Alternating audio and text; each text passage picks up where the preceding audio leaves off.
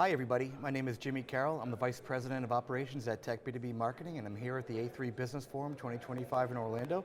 I have the pleasure of being joined by Fredrik Rydén of Olis Robotics. Fredrik, thank you so much for taking the time. I really appreciate it. Thank you. Yeah, of course. So I'd like to start off by asking everybody this. For those who don't know, please tell us about Olis Robotics and what you guys do there.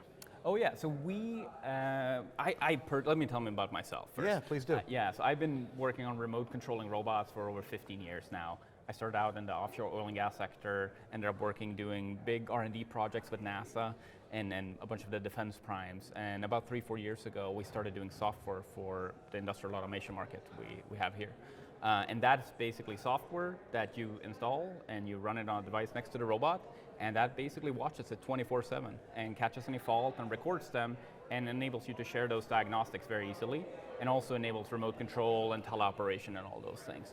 Yeah, so that's interesting. When I think of part of my background is in machine vision, as not an integrator or anything, not an engineer, but covering it. So when I think of cameras in a robot space, I'm thinking vision guidance or inspection. But that's obviously not what you're doing here. So it's remote monitoring. Do you also do the installation? Like, do you do the systems integration, or are you primarily software? So we partner with the people that are expert at installing robots, right? I think in theory, if there was a simple install, Olis could do it, sure. But we choose not to. Yeah. Because the reality is, to be good at installing a robot, you actually need to have a tremendous amount of domain expertise or application expertise, right? Yeah. And that's what we have in our system integrator network that deploy our solutions. Yeah, and I guess like being here at the A3 Business Forum is a perfect example of the importance of partnerships. Like, right. For you, talk a little bit about the importance of partnerships and what that means for you to be able to serve the global robotics community. Well, yeah, and I think that's a good point. If I didn't have the system integrator network, I would have to staff up tremendously to be able to serve North America and beyond, right? Yeah. It just wouldn't be sustainable, yeah. right? And I wouldn't be able to reach every little town that have manufacturing operations all over North America, right? So those partnerships are absolutely essential for us to be able to do what we do, and that lets us truly be the experts on the software, making it plug and play and something that the integrators can just use without really having to worry about how does it work or is it going to work. They just kind of plug it in and use it, just like you do with your phone. Yeah. You don't think too much about it. So from that perspective, right? If somebody was a larger company, or maybe they had an internal systems integration person, is it hardware agnostic? Or do you have like a certain setup where you have to have X amount of cameras, a certain level of certain processor, things like that? So we support the major, robot brands and controller brands that people use primarily here in North America. Yeah. Right. So it's agnostic in that sense. But yeah, no. And then you can have surveillance cameras or even webcams would technically work, right? But most of the time, people have these PoE, Power over Ethernet, IP cameras. Yeah, basically. Machine vision. Yeah. To machine vision cameras.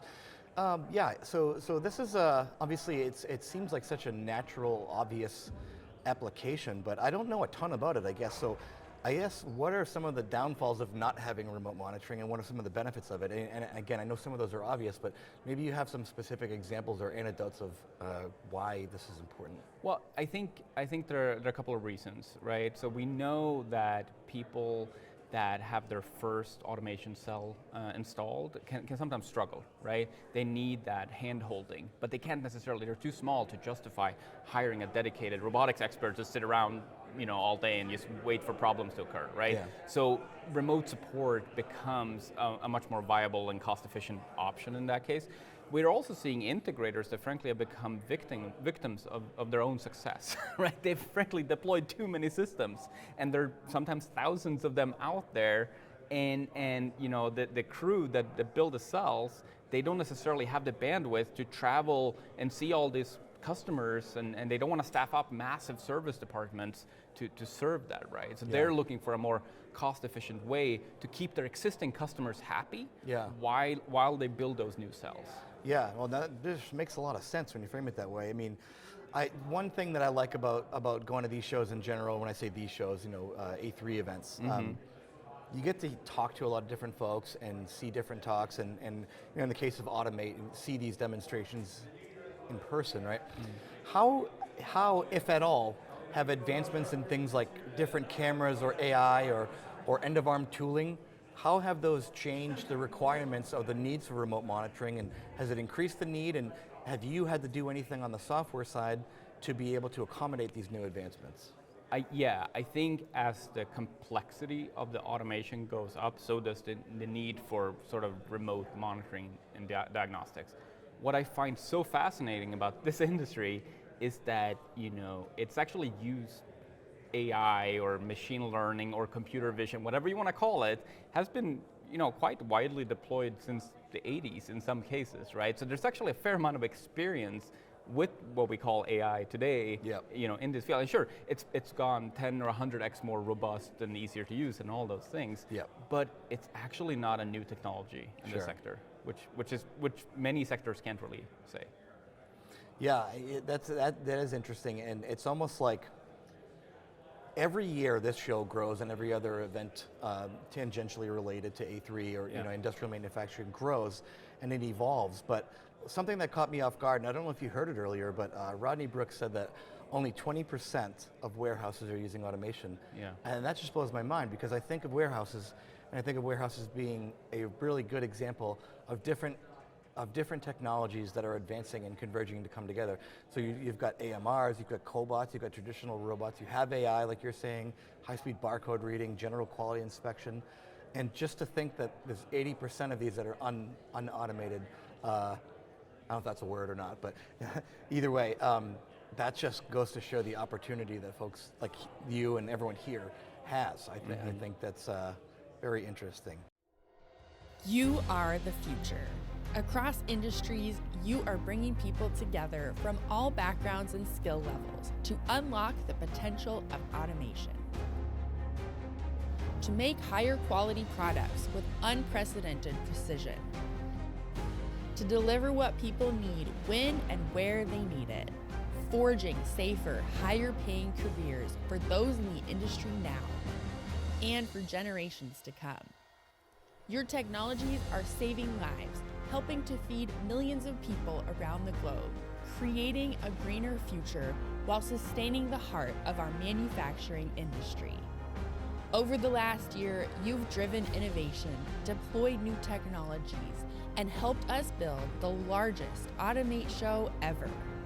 There are now a record number of you, our A3 members, and you inspire us with your hard work and commitment to excellence. You are the Association for Advancing Automation.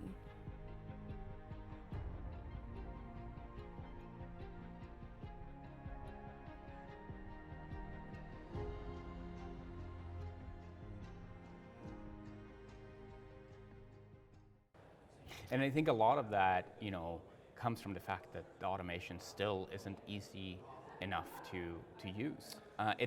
Success is not guaranteed when you're buying automation, and until we can guarantee success, it's just as simple as like I buy a car and I know what I'm going to be able to commute to work every day. Like that's sort of guaranteed. Yeah. Unless you buy a fancy sports car and it breaks down, but you get my point, Yeah. right? If you buy a Honda, you know it's going to take you to work and back, Yeah. right? And I don't think we're not quite there yet with automation. I think some of the applications are becoming so commonplace that we understand them very well and they work really well. But I think there's still concerns with we can integrate that into a new facility, but how do we retrofit an old facility? There's a lot of the complexity that comes into play. I hope that with the software that we can bring, the infrastructure that we can bring, can provide the level of support to those end users to ensure that they're successful, the first time and every time they deploy automation. Yeah. And ultimately, I think taking the risk factor off the table for the end users or the buyers of the automation, that's ultimately I think that's gonna drive adoption more than AI ever will. Okay, interesting. And you touched on it in the beginning of your response, and I like that because I wanted to ask you about it, is ease of use, usability, things like that get put out there a lot as a term, and maybe it's an obvious term because people want things to be easier to use, but what are some ways, both within what you guys do and in the general industrial automation space, that folks are helping to lower the barrier of adoption to robotics and automation systems? I think people are transitioning from selling technology to selling products. And the way I think about that is A product is something that I can buy and use without knowing how it works. Yeah. It just works. Yeah. You know, like my cell phone. I actually don't know all the details of how everything is connected and how it all works, or Wi-Fi, or cellular connectivity. Like Sure. I have a vague idea how it works, Yeah. but I'm still an expert user of it. Yeah. Right? And I think that's the place we need to get for industrial automation, Okay. where people have a rough idea. Yeah, no, the robot picks here and there's a camera, but they don't actually need to know, oh, there's an I/O signal coming on this I/O going out to this PLC, making the decision for this. Like, What's an encoder? yeah, exactly. When people have to be such deep experts, Yeah. it's just not going to scale. That's interesting, and I love that, because I was talking about it. I did a podcast a couple of days ago, and one of the things we talked a lot about was sort of the rise in availability of these application-specific, purpose-built systems that just do sanding or grinding or bin picking or depalletizing, and that's exactly what you're saying here, I think, right? It's like a product that's sort of ready to go. You may need an engineer to do the initial setup, but from there on out, the person that's been working on that hardware or the factory floor can turn it on and operate it and ideally troubleshoot it, and then with technologies like yours, be able to remotely monitor and troubleshoot. Yeah. So, let's see, what else? I did want to ask you a little bit more about AI. We touched on it.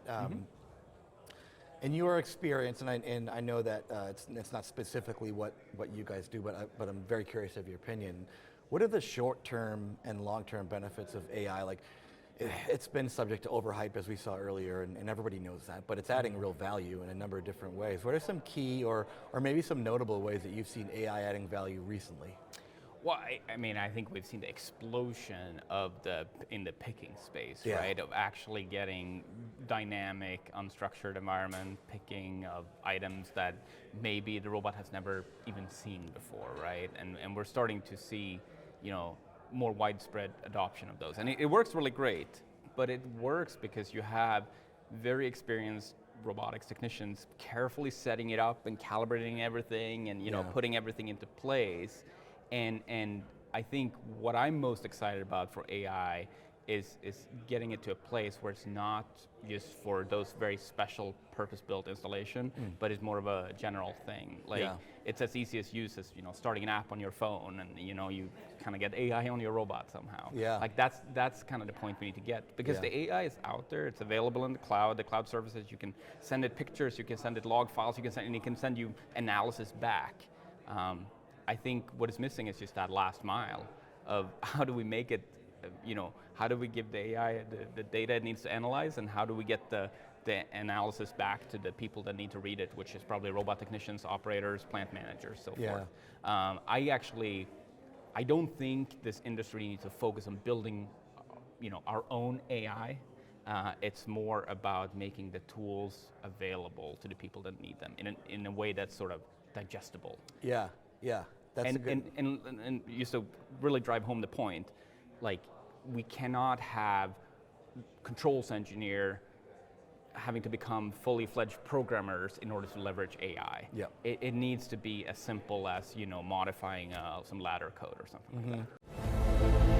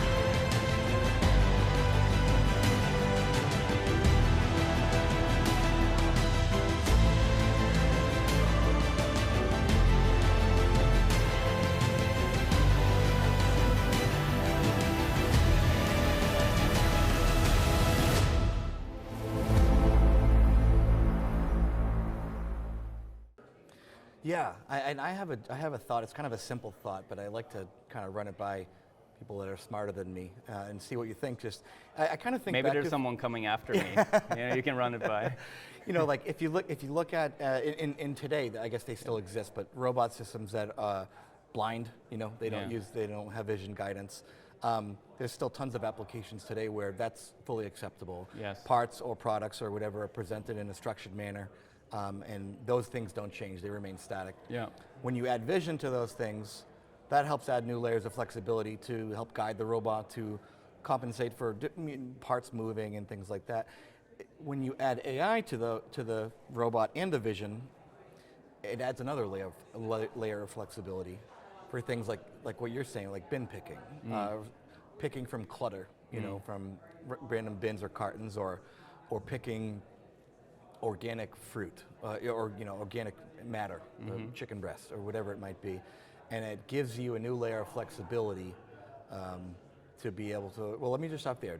Am I on the right track? Do you agree with that? And anything you'd add to it?